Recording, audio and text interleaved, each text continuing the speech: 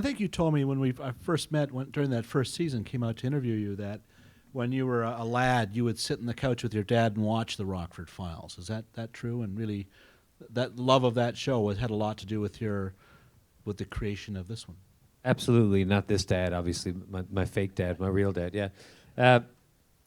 Yeah, Perry and I mean, you can speak to it, I guess, too. Perry, we were both certainly a study of that genre of television. That period in time is, I always felt like there was a resurgence of the procedural 70s, 80s cop shows.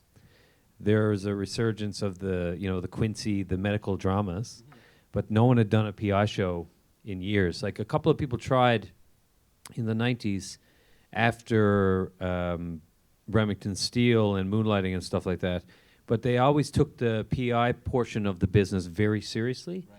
But we just knew that that's not how it worked. Real PIs are down and dirty and do dirty stuff. So we knew that if we were going to set a series in St. John's, Newfoundland, and it had to be a PI, there needed to be a tongue-in-cheek element, and I felt like that's what was missing in those shots. Mm-hmm. And we just felt like it was the time, I think.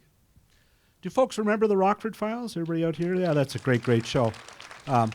James Garner, of course, played Jim Rockford. Did you? I know he passed away, I believe, about a year ago.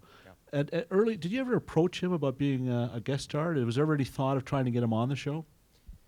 We had Stuart Margolin on, who played Angel, Stuart's awesome. And just by fluke, he also happens to be Max Martini's stepfather. Wow! And so we did. Perry had the idea of putting Max and Stuart together. That John directed the episode, and sort of pitched it as like a package deal. Max had already been on the show. He played the biker, Big Charlie, the bald biker guy. So we thought Perry had the idea of bringing him back what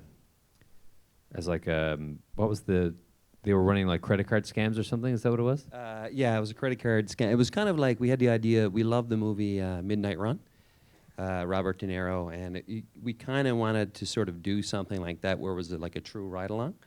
And who better to do it with than one of sort of our heroes growing up, the ultimate ride-along guy with James Gardner. So I thought it worked really well. I'm biased, but the James Garner thing. By the time we were up and running, he wasn't really working anymore. Right. Yeah. So it would have been also extremely intimidating, because the series, I think the inspiration for the series certainly comes from Rockford Files, but then it's also very different in its own light, because it's much more family-driven than Rockford and those kinds of things. Right.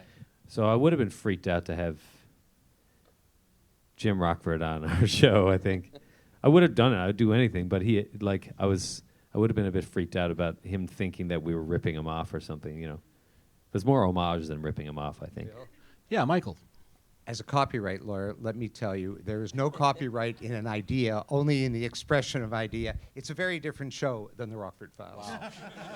That's what I needed with a lawyer. See how it worked out? Handy having a lawyer on staff. Nicely done.